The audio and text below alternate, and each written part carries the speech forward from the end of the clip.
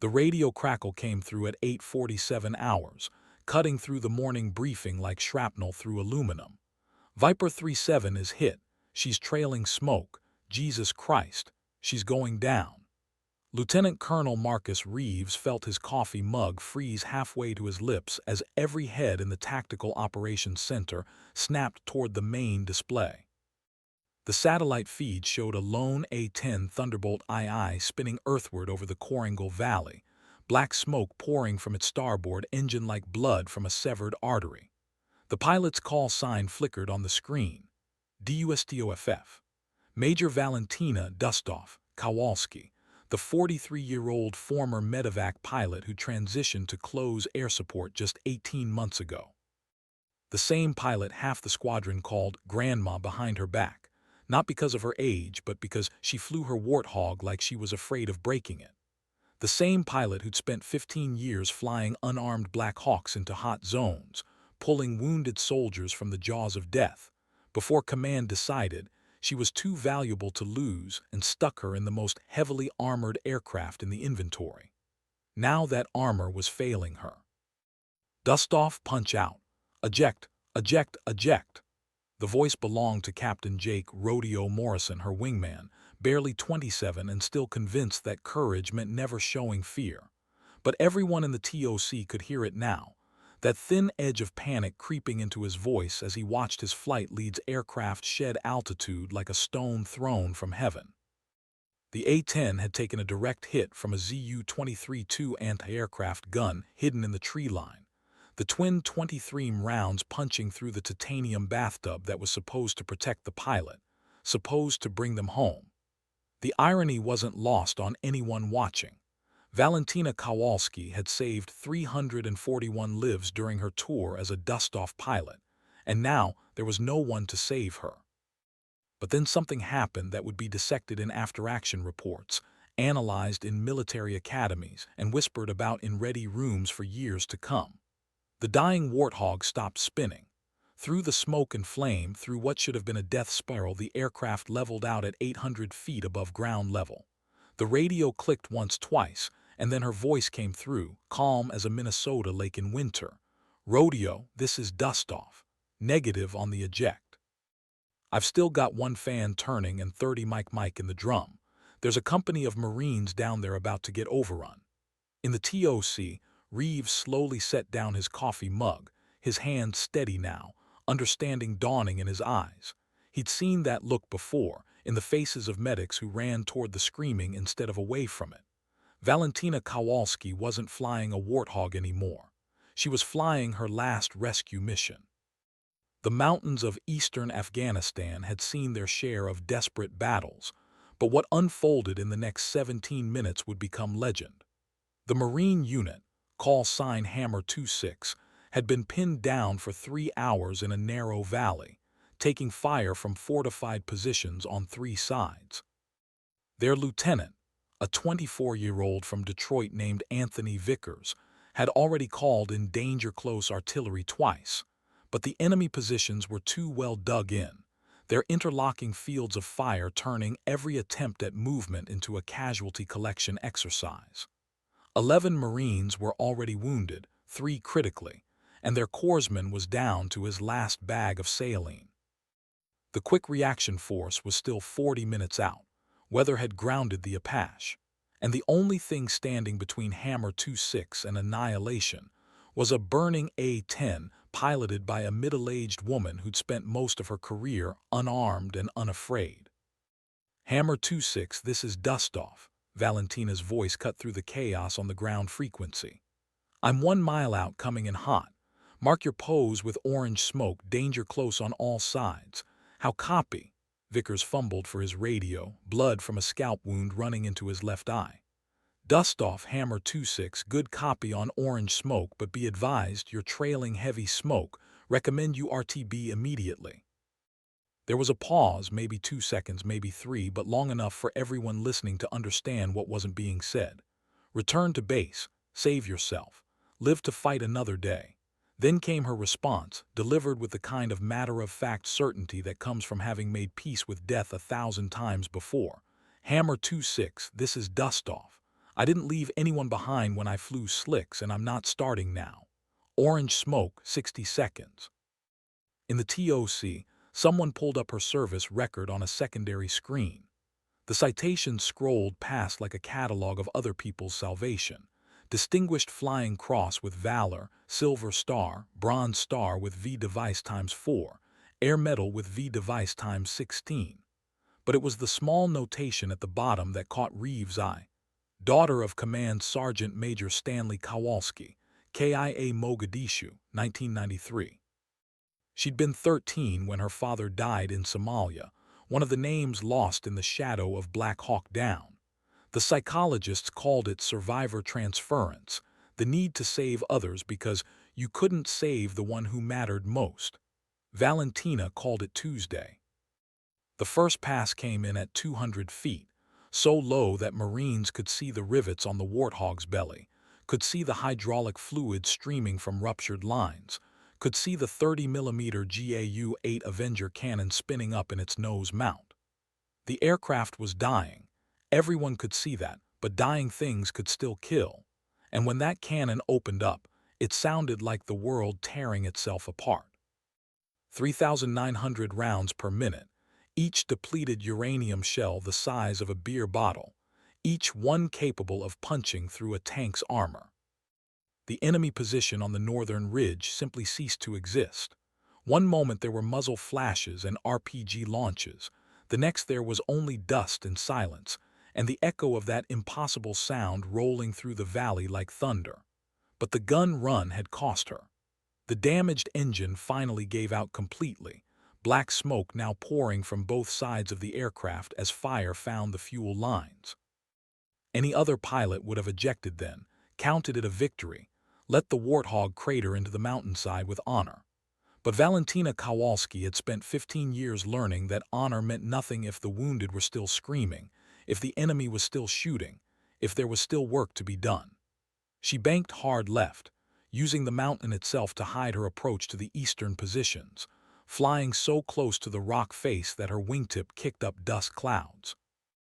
"Dust off, your bird's on fire," Rodeo's voice cracked over the radio, all pretense of professional calm abandoned. "Eject now, that's an order," the response came back ice cold. "Rodeo, last I checked, majors don't take orders from captains. Eastern position in 10 seconds. The second gun run was lower than the first, maybe 150 feet, the burning Warthog looking like a phoenix diving toward Earth. The GAU-8 roared again, longer this time, a full 4-second burst that walked destruction across the eastern ridge like the finger of an angry god. RPG teams, machine gun nests, a mortar position that had been dropping rounds on the Marines for hours. All of it turned to scrap metal and memories. But physics is unforgiving, and even the legendary durability of the A-10 had limits. The fire spread to the cockpit warning systems, alarms screaming in Valentina's ears as one by one, every system that kept the aircraft flyable began failing. The stick was fighting her now, the control surfaces barely responding, the aircraft wanting to roll inverted and dive. Through the smoke filling her cockpit, she could see the Marines below beginning to move, using the suppression to evacuate their wounded. But the southern position was still active, still pouring fire into their retreat path. One more run. That's all they needed. One more run and they could get clear. The math was simple, her life for theirs. She'd done that math before in different cockpits over different battlefields, and the answer had always been the same. Hammer 2-6 dust off. Southern position, final run. Get your boys ready to move. Vickers, watching the burning aircraft circle for another pass, felt his throat close up. Dust off negative, we can make it, get out of there. But she was already rolling in, the Warthog trailing flame like a comet, diving at an angle that would be impossible to recover from even in a healthy aircraft. The GAU-8 had maybe 500 rounds left, not enough for a sustained burst, but Valentina had learned long ago that precision mattered more than volume. She held her dive until the last possible second, until she could see individual faces in the enemy positions, until she was so close that when the cannon fired, the rounds didn't just hit the target, they obliterated it. The southern ridge erupted in a cascade of secondary explosions as ammunition caches cooked off, the entire enemy position collapsing in on itself. But the Warthog couldn't pull out of its dive. The stick was dead in her hands, the aircraft committed now to its final trajectory. Through the chaos of alarms and smoke, Valentina could see the Marines running, carrying their wounded, moving toward safety. 341 lives she'd saved as a dust-off pilot. Today would make it 354. Not a bad number to end on. She reached for the ejection handle, knowing it was probably too late, knowing the aircraft was too low, too fast, too damaged. But hell, she'd beaten worse odds before.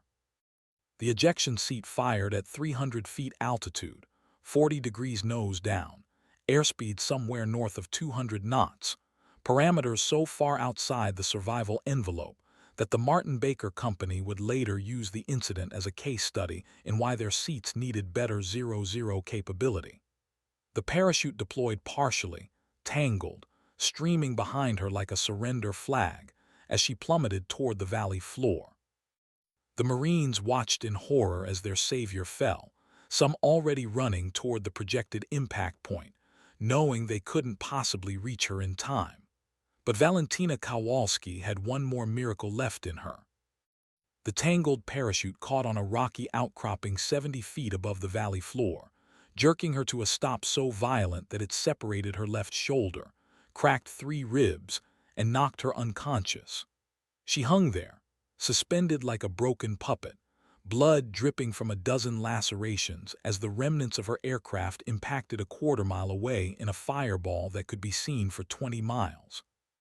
The Marines reached her in 12 minutes, their corpsmen performing medical magic with combat gauze and morphine, while others set up a defensive perimeter. The enemy positions were silent now, either destroyed or abandoned, the shock of watching a single burning aircraft systematically dismantle their ambush having broken their will to fight. The medevac helicopter that arrived 30 minutes later was, in a twist of cosmic irony, a Black Hawk from the same unit Valentina had flown with in Iraq, piloted by a warrant officer named Chen who'd been her co-pilot once upon a time. He didn't recognize her at first, her face swollen and bloody, her flight suit charred, but when he saw the name tape, his hands trembled on the controls. Jesus Christ, Val, what did you do? She was conscious by then, barely, fighting the morphine to stay awake. My job, she whispered, managing somehow to make 2 words sound like both an explanation and a farewell. I did my job. The flight to Bagram took 18 minutes, the longest 18 minutes of Chen's career. Valentina flatlined twice, the flight medic performing CPR while Chen flew lower and faster than regulations allowed, the Black Hawk's engine screaming in protest. In the back of the aircraft, Lieutenant Vickers held her hand, this woman he'd never met before today, this pilot who'd traded her life for his Marines. He wanted to say something profound, something worthy of the moment, but all he could manage was thank you. She squeezed his hand once weakly, and through the oxygen mask he could swear he saw her smile. At Bagram, the trauma team was waiting, alerted by Chen's desperate radio calls. They rushed her into surgery, a marathon 6-hour operation to repair internal bleeding, stabilize fractures, and try to save her left arm. In the waiting room, word spread like wildfire. Marines from Hammer 26 arrived, still in their combat gear, blood still on their uniforms. Pilots from her squadron came, some still in their flight suits. Even General Patterson, the task force commander, showed up, standing quietly in the corner, remembering a young warrant officer who'd pulled him out of a hot LZ 15 years ago. By midnight, there were over 100 people in and around the hospital, waiting for word on the woman they'd called Grandma, the pilot who'd been too careful, too cautious, too old for the job. The surgeon, a full-bird colonel named Martinez who'd seen enough combat trauma to fill a medical textbook, finally emerged at 200. She's stable, he announced, and the collective exhale could probably be heard in Kabul. But she's looking at months of recovery, multiple surgeries, and she'll never fly again. The shoulder damage alone. He trailed off, seeing the faces in front of him, understanding that medical realities meant nothing to the kind of people who believed in miracles because they'd witnessed them. "Can we see her?" Vickers asked. Martinez shook his head. "She's sedated, will be for hours, but you can leave messages. The nurses will make sure she gets them." They left more than messages.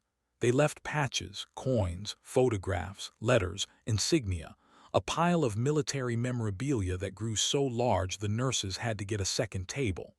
Someone left a bottle of 18-year-old scotch with a note that said, "For when you're back in the saddle." Someone else left a worn copy of The Little Prince, with highlighted passages about duty and sacrifice.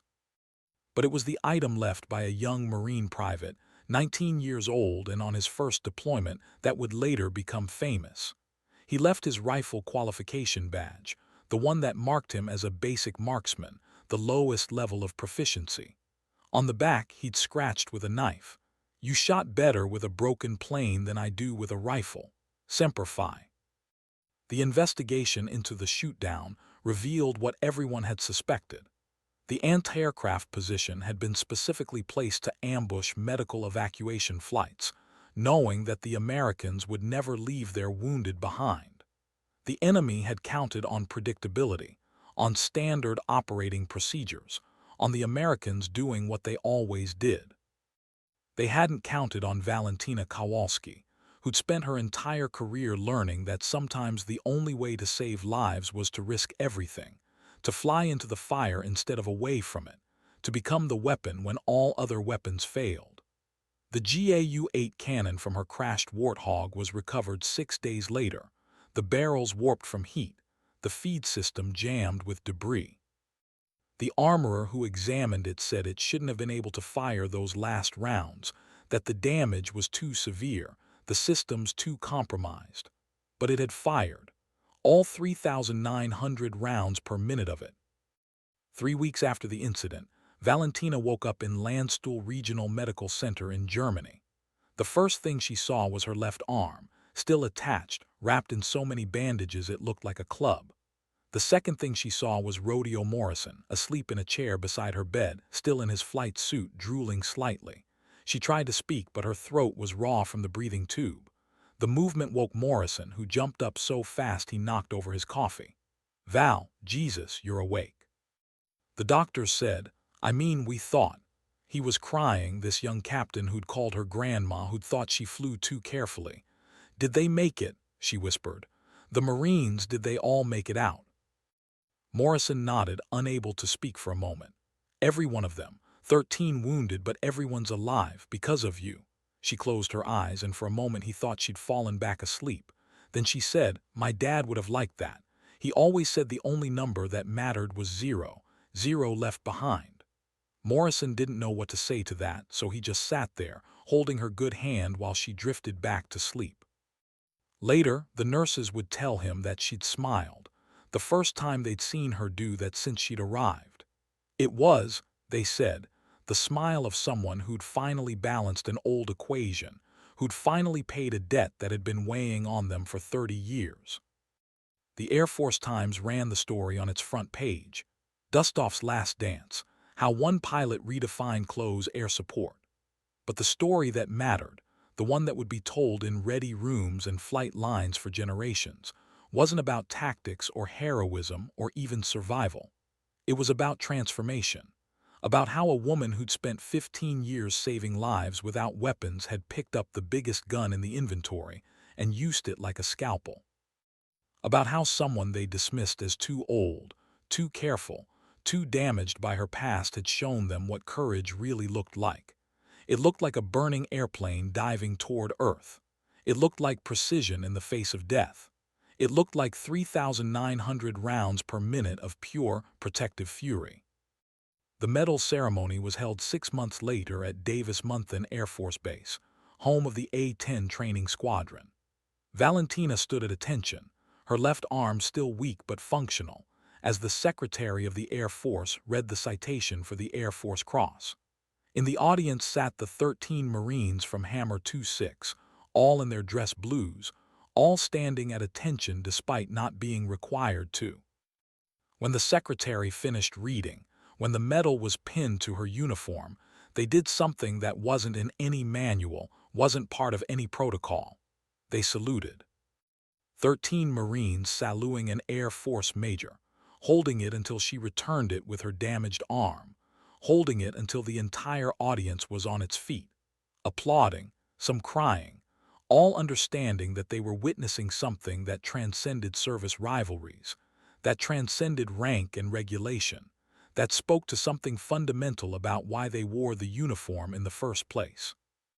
After the ceremony, Valentina was approached by a young female lieutenant, fresh from flight school, wearing pilot wings so new they still gleamed. "Major Kowalski," she said, "I just wanted to say, I mean when I heard what you did, it's why I wanted to fly the A-10. Because of you." Valentina looked at her, this young woman who would carry forward a legacy written in cannon fire and sacrifice, and said, "Don't fly it because of me. Fly it because someday someone's going to be counting on you to be their last hope. And when that day comes, you don't think about yourself. You think about them. You become what they need you to be, even if it costs everything." The lieutenant nodded, not trusting herself to speak. As she walked away, Valentina called after her, "And Lieutenant, don't let anyone call you Grandma." The physical therapy took 2 years. 2 years of swimming laps at 500, of squeezing rubber balls until her hand cramped, of hanging from pull-up bars while her shoulder screamed. The doctors had been right about one thing: she'd never fly combat aircraft again. The G-forces would tear her reconstructed shoulder apart. The scarring on her lungs couldn't handle the oxygen systems. But they'd been wrong about something else. They'd said she'd never fly again, period. They hadn't counted on the same stubborn refusal to quit that had kept a burning warthog in the air for 17 minutes past the point of impossibility. On a hot July morning, exactly 2 years and 3 months after the shootdown, Valentina Kowalski passed her medical certification for civilian flight instruction.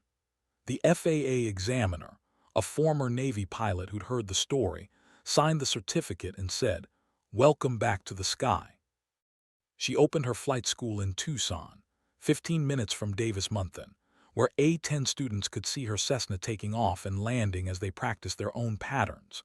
She called it Dust-Off Aviation, and the logo was a silhouette of a black hawk and a warthog, wings overlapped, protecting a small figure below. Her first student was Lieutenant Vickers, medically retired after too many traumatic brain injuries, learning to fly because he said it was the only thing that made the nightmare stop. Her second was Chen, transitioning to civilian aviation after 20 years of military service, wanting to learn from the woman he'd flown with in Iraq, the woman he'd almost lost over Afghanistan. By the end of the first year, she had a waiting list 6 months long, all military veterans, all drawn by something more than just flight instruction. The anniversary became an unofficial holiday at the school. Every year on the date of the shootdown, pilots would arrive from around the country. A-10 drivers, Black Hawk crews, Marines from Hammer 26, even a few of the surgeons from Bagram. They'd gather at the hangar, share stories, drink that 18-year-old scotch someone had left at the hospital. Valentina had never opened it, saving it for when everyone could share. As the sun set over the Arizona desert, painting the sky the same color as the flames that had engulfed her warthog, someone would inevitably ask her to tell the story. And she would, but not the way the Air Force Times had told it, not the way the citation read. She told it as a story about trust. Trust in your aircraft even when it's dying. Trust in your training even when terror is screaming in your ears. Trust in the people you're protecting, that they're worth the price you might pay. And most importantly, trust in the idea that sometimes the universe puts you exactly where you need to be, even if it's in a burning airplane over a hostile valley, even if everyone thinks you're too old, too careful, too damaged to make a difference. The young pilots would listen, these men and women who would fly the next generation of combat aircraft, who would face their own moments of decision in valleys and deserts yet unnamed. They'd ask technical questions about the GAU-8, about energy management in a damaged aircraft, about the mathematics of sacrifice. But eventually, someone would always ask the real question, the one that had nothing to do with aviation and everything to do with humanity. Were you afraid? And Valentina would smile, that same smile the nurses had seen in Germany, the smile of someone who'd found peace with their choices. Every second, she'd say, terror is just the price of admission. Courage isn't about not being afraid. It's about being terrified and flying anyway, because someone down there is counting on you to be their miracle. One evening, 5 years after the incident, a package arrived at the flight school. No return address, just a postmark from Afghanistan. Inside was a photograph, 13 Marines in combat gear standing in front of a crude wooden sign that read Camp Dustoff. A note was attached. We named our outpost after you. Every morning at 8:47 we raise the flag and remember. Because of you we all came home.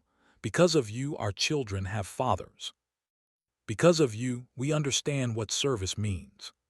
Valentina framed it and hung it in her office, next to her father's photo from Somalia, next to her medals, next to a piece of twisted metal from her warthog that Rodeo had salvaged from the crash site.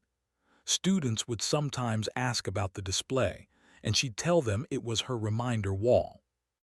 A reminder that every flight hour logged, every emergency procedure practiced, every moment of training was preparing them for the 17 minutes that would define them. The book deals came, the movie offers, the documentary crews. She turned them all down, saying the story wasn't hers to sell. It belonged to the Marines who'd made it out of that valley, to the maintainers who'd kept her warthog flying far longer than it should have, to the medics who'd brought her back from the edge, to every pilot who'd ever had to choose between safety and duty. But she did agree to one interview with a military historian who was compiling oral histories of female combat veterans. When asked how she wanted to be remembered, she thought for a long moment before answering. I want young pilots to know that the aircraft doesn't care about your gender, your age, or your past. It only cares about your hands on the controls and your willingness to push it beyond what's reasonable when lives are on the line. I want them to know that sometimes the most important missions are the ones you're not supposed to survive. The arthritis started in year 6, a grinding pain in her left shoulder that made even simple movements difficult. The doctors said it was inevitable, given the trauma, given the reconstructive surgery, given the miles of scar tissue. They recommended retirement, rest, maybe a desk job somewhere warm.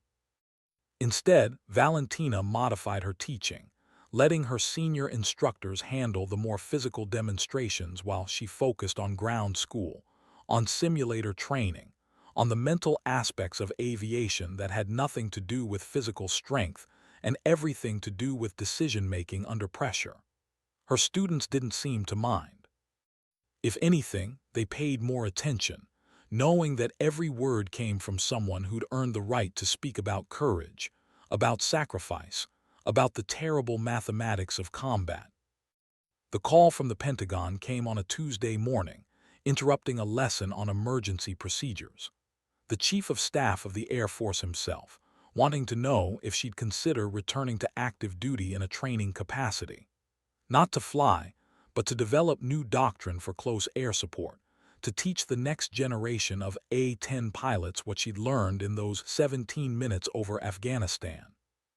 The salary would be triple what she made from the flight school, the prestige enormous, the impact on military aviation significant. She listened politely, thanked him for the offer, and declined. When he asked why, she looked out her window at the student pilots profiting their aircraft and said, "Because I'm already doing that job, sir. Every day, one student at a time." There's a saying in aviation that every pilot has a certain number of landings allocated to them, and when they're used up, that's it. Valentina Kowalski used up most of hers on a rocky outcropping in Afghanistan, suspended from a tangled parachute, technically dead for 2 minutes before the medics brought her back. But she'd found a way to keep flying, not in the literal sense of stick and rudder, but in the more important sense of lifting others up, of teaching them to soar, of showing them that the sky doesn't belong to the young or the fearless or the undamaged. It belongs to anyone willing to earn it, willing to sacrifice for it, willing to use it as a means to protect those who cannot protect themselves. Students at the flight school noticed something about their instructor that set her apart from other pilots they'd known. She never talked about kills, never bragged about combat statistics, never wore her story like armor. Instead, she spoke about the people on the ground, the ones whose names she never knew but whose lives had intersected with hers for 17 crucial minutes. She kept letters from some of them, Marines who'd written to thank her, to update her on their lives, to let her know that their children were growing up with fathers because of what she'd done. One letter, from a lance corporal who'd been 19 during the ambush, included a photo of his newborn daughter. He'd named her Valentina. "I hope she grows up to be like you," he wrote, "brave enough to fly into the fire when everyone else would fly away." The maintenance crew at Davis-Monthan had kept a piece of her Warthog's GAU-8 cannon, the part that had somehow kept firing despite being damaged beyond operational limits. They had it analyzed by metallurgists, engineers, weapons specialists, trying to understand how it had continued to function. The official report concluded with technical terms about heat expansion and mechanical tolerance, but the crew chief who'd worked on her aircraft for 2 years had a different explanation. "That bird knew," he said. "It knew what she was asking it to do, and it gave her everything it had. Machines aren't supposed to have hearts, but that one did. It held together by pure willpower, hers and its own." They mounted the piece in the squadron ready room under a plaque that read, "In memory of Aircraft 80279 and in honor of Major Valentina Dustoff-Kowalski." When duty called, both answered. The night terrors started in Year 7, delayed trauma finally breaking through the walls she'd built. She'd wake up smelling burning hydraulic fluid, feeling the stick go dead in her hands, hearing the voices of Marines she'd never met calling for help. The therapist said it was normal, that the mind needed time to process near-death experiences, that the fact she'd waited 7 years to deal with it showed remarkable resilience. But Valentina knew better. She'd been dealing with it every day, in every lesson she taught, in every student she sent into the sky. The nightmares weren't about what had happened over Afghanistan. They were about what might have happened if she'd ejected earlier, if she'd saved herself, if 13 Marines had come home in flag-draped coffins because she'd chosen survival over sacrifice. She started writing then, not a memoir but a training manual. Decision Points, a pilot's guide to impossible choices. Each chapter was built around a different aspect of her 17 minutes over the Korangal Valley, but expanded to encompass broader lessons about aviation, leadership, and moral courage. The chapter on weapon employment wasn't about switch positions and release parameters. It was about understanding that every round fired had a human cost, either in lives taken or lives saved. The chapter on emergency procedures didn't focus on bold-faced items and memory steps. It explored the psychology of functioning when every system is failing and fear is screaming in your ears. The chapter on crew coordination wasn't about radio protocols. It was about trust, about knowing that sometimes the best thing you can do for your wingman is to show them what commitment looks like. The manual was never officially published, but copies circulated through military aviation like samizdat literature in Soviet Russia. Instructors at the weapons school taught from it. Squadron commanders kept copies in their desks. Young lieutenants read it by flashlight in their deployment tents. It became known as the Dustoff Doctrine, though Valentina never called it that. To her, it was just lessons learned, written down so that maybe, somewhere, a pilot facing their own 17 minutes would remember that courage isn't about not being afraid. It's about being useful when being useful matters most. The Air Force eventually wanted to make it official doctrine, to publish it through official channels, but she refused. "The moment it becomes official," she said, "it becomes safe." And nothing about those 17 minutes was safe. 10 years after the incident, on a clear morning that reminded everyone of that day over Afghanistan, Valentina suffered a stroke. A small one, the doctors said, brought on by a combination of old trauma, stress, and the accumulated damage of a lifetime spent pulling G-forces.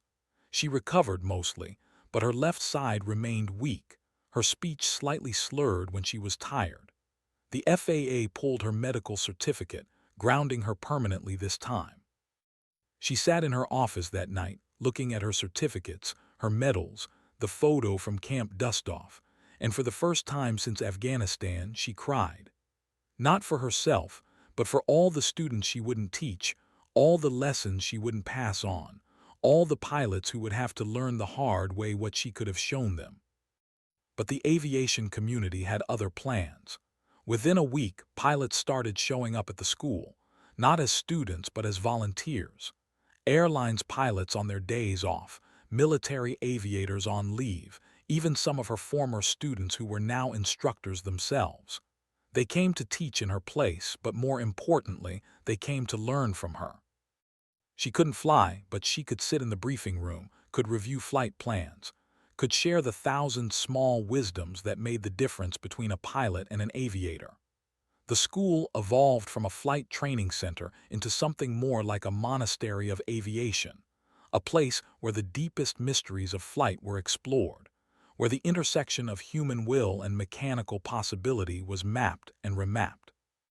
A young Air Force captain, fresh from her first combat deployment, arrived one afternoon with a request. Her squadron had lost an aircraft and pilot to ground fire, almost the same scenario as Valentina's shootdown, except the pilot had ejected immediately and the Marines on the ground had been overrun. No one blamed him. He'd followed procedure, done what training dictated, but the what-ifs were eating the squadron alive. "We need to understand," the captain said. "Not the tactics or the procedures, but the moment when you decided to stay with the aircraft. How did you know?" Valentina was quiet for a long time, long enough that the captain wondered if she'd overstepped. Then she spoke, her voice soft but clear. "I didn't know. I just remembered that the mission wasn't to come home. The mission was to bring them home. Everything else was just noise." That conversation led to others, and soon Valentina was hosting monthly gatherings for combat pilots struggling with their experiences. Not therapy sessions. None of them would have come for that. But tactical debriefs that somehow always evolved into deeper discussions about duty, sacrifice, and survival guilt. They called it the Dustoff Circle, and it became a place where warriors could admit to fear, where heroes could confess to doubt, where the binary world of military aviation could accommodate the gray areas of human emotion. A Marine Cobra pilot who'd lost his wingman put it best. "She teaches us that being broken doesn't mean you're done flying. It just means you fly differently." The 15th anniversary brought unexpected visitors. The Taliban commander who'd ordered the anti-aircraft ambush had been captured years earlier and eventually became part of a reconciliation program. Through intermediaries, he sent a message to Valentina. Not an apology. Both warriors understood that apologies had no place in war, but an acknowledgement. "Your pilot fought with honor," the message read. "My men speak of the burning bird that would not die." In our culture, we have stories of phoenixes, of birds that burn but rise again. Your pilot gave my men a story they tell their children, about courage that transcends sides, about duty that transcends death. I wanted you to know that even enemies can recognize honor. Valentina read the message once, filed it away, and never spoke of it publicly. But those close to her noticed that something in her relaxed after that, some final piece of the puzzle clicking into place. As her health,